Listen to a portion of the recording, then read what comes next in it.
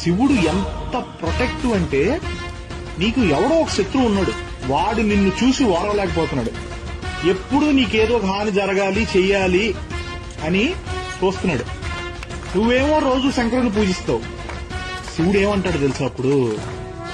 నా ఎగ్జిస్టెన్స్ ని నమ్మి నేను ఉన్నానని మనసా వాచా కర్మణ నమ్మి కొలిచే నా భక్తుడికి హాని చేయాలని చూస్తే వాడు తప్పు చేసినా సరే, ఐ మెన్షన్ ఇట్, వాడు తప్పు చేసినా సరే నాకు వదిలే, నువ్వు వేయగలిగిన దానికన్నా పెద్ద శిక్ష వేస్తా. తండ్రిగా నా భక్తుల మీద నాకు ఆ హక్కు ఉంది. అలా కాదని నువ్వు వాడికి హాని చేయాలని చూస్తే ఏదో ఒక రూపంలో వస్తా, ఖచ్చితంగా నిన్ను చంపేస్తా. ఆ చంపడం కూడా అలా ఇలా కాదు, మళ్లీ ఇంకో జన్మెత్తాలి అన్నప్పుడు నీ ఒంట్లో ఆఖరి రక్తపు కణం కూడా బెదిరి చచ్చేలా చంపుతా అంటాడు శంకరుడు. అంత ప్రొటెక్టివ్ అండ్ అంత ప్రేమ